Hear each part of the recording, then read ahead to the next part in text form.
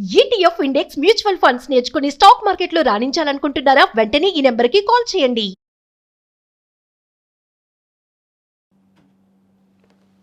విజయారెడ్డి ఇద్దరు పిల్లల బలవన్మరణం ఇవాల్టికి 6 రోజులు కావస్తుంది. పోలీసులు అనేక కోణాలలో విచారిస్తున్నారు.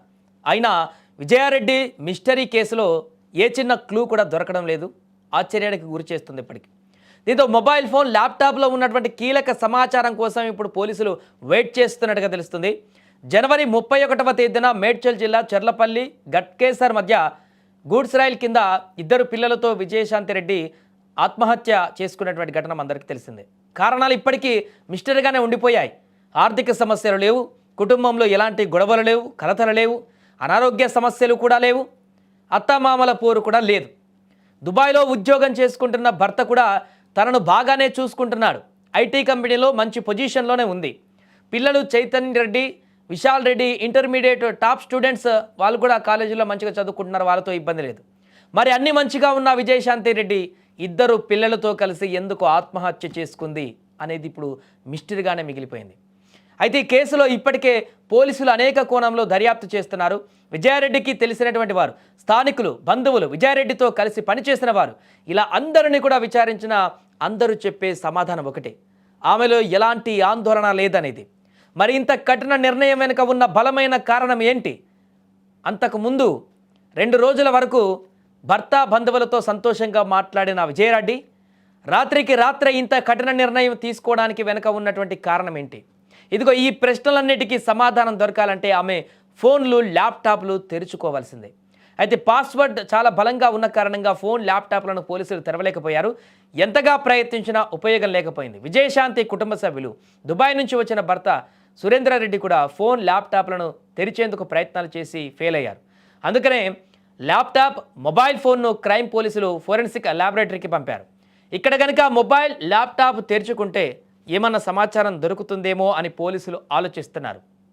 ముంబై నుండి మృతురాలని మెసేజ్లు వచ్చేవనేటువంటి ప్రచారం కూడా జరుగుతుంది. విజయారెడ్డికి ముంబై నుంచి కొన్ని మెసేజ్లు వచ్చాయని కూడా ఒక ప్రచారం జరుగుతుంది.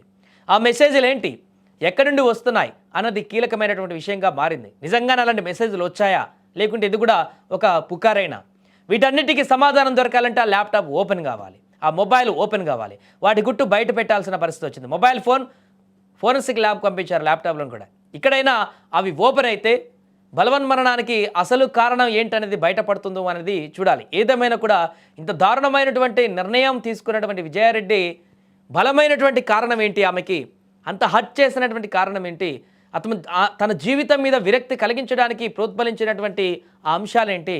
ఆమెతో పాటు పిల్లల్ని కూడా తీసుకుపోవడానికి గల కారణాలేంటి? చేతికొచ్చినటువంటి పిల్లలు, ఇంటర్మీడియట్ చదువుతున్నటువంటి పిల్లలు, వారికి కూడా కొంత ఆలోచన పరిజ్ఞానం ఉండేటువంటి పిల్లలు కూడా ఎలా యాక్సెప్ట్ చేశారు? దాని వెనుకున్నటువంటి కారణాలు ఏంటి?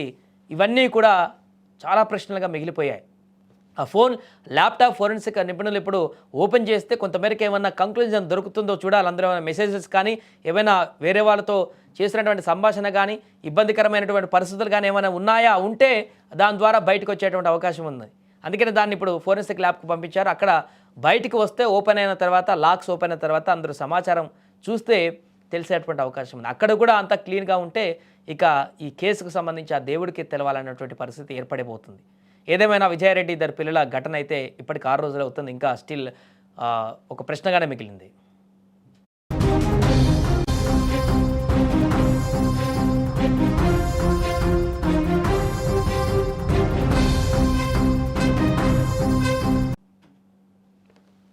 విజయారెడ్డి ఇద్దరు పిల్లల బలవన్మరణం ఇవాల్టికి 6 రోజులు కావస్తుంది. పోలీసులు అనేక కోణాలలో విచారిస్తున్నారు. అయినా విజయారెడ్డి మిస్టరీ కేసులో ఏ చిన్న క్లూ కూడా దొరకడం లేదు. ఆశ్చర్యానికి గురి చేస్తుంది ఇప్పటికీ. దీంతో మొబైల్ ఫోన్, ల్యాప్టాప్లో ఉన్నటువంటి కీలక సమాచారం కోసం ఇప్పుడు పోలీసులు వెయిట్ చేస్తున్నట్టుగా తెలుస్తుంది. జనవరి 31వ తేదీన మేడ్చల్ జిల్లా చర్లపల్లి గట్కేసర్ మధ్య గూడ్స్ రైల్ కింద ఇద్దరు పిల్లలతో విజయశాంతిరెడ్డి ఆత్మహత్య చేసుకున్నటువంటి ఘటన అందరికీ తెలిసిందే. కారణాలు ఇప్పటికీ మిస్టరీగానే ఉండిపోయాయి. ఆర్థిక సమస్యలు లేవు, కుటుంబంలో ఎలాంటి గొడవలు లేవు, కలతలు లేవు, అనారోగ్య సమస్యలు కూడా లేవు, అత్తామామల పోరు కూడా లేదు. దుబాయ్లో ఉద్యోగం చేసుకుంటున్న భర్త కూడా తనను బాగానే చూసుకుంటున్నాడు. ఐటీ కంపెనీలో మంచి పొజిషన్లోనే ఉంది. పిల్లలు Chaitanya Reddy, Vishal Reddy intermediate top students, వాళ్ళు కూడా కాలేజీలో మంచిగా చదువుకుంటున్నారు, వాళ్ళతో ఇబ్బంది లేదు. మరి అన్ని మంచిగా ఉన్న విజయశాంతి రెడ్డి ఇద్దరు పిల్లలతో కలిసి ఎందుకు ఆత్మహత్య చేసుకుంది అనేది ఇప్పుడు మిస్టరీగానే మిగిలిపోయింది. అయితే ఈ కేసులో ఇప్పటికే పోలీసులు అనేక కోణంలో దర్యాప్తు చేస్తున్నారు. విజయారెడ్డికి తెలిసినటువంటి వారు, స్థానికులు, బంధువులు, విజయారెడ్డితో కలిసి పనిచేసిన వారు, ఇలా అందరినీ కూడా విచారించిన అందరూ చెప్పే సమాధానం ఒకటే, ఆమెలో ఎలాంటి ఆందోళన లేదనేది. మరి ఇంత కఠిన నిర్ణయం వెనుక ఉన్న బలమైన కారణం ఏంటి? అంతకుముందు 2 రోజుల వరకు భర్త బంధువులతో సంతోషంగా మాట్లాడిన విజయారెడ్డి రాత్రికి రాత్రే ఇంత కఠిన నిర్ణయం తీసుకోవడానికి వెనుక ఉన్నటువంటి కారణం ఏంటి? ఇదిగో ఈ ప్రశ్నలన్నిటికీ సమాధానం దొరకాలంటే ఆమె ఫోన్లు, ల్యాప్టాప్లు తెరుచుకోవాల్సిందే.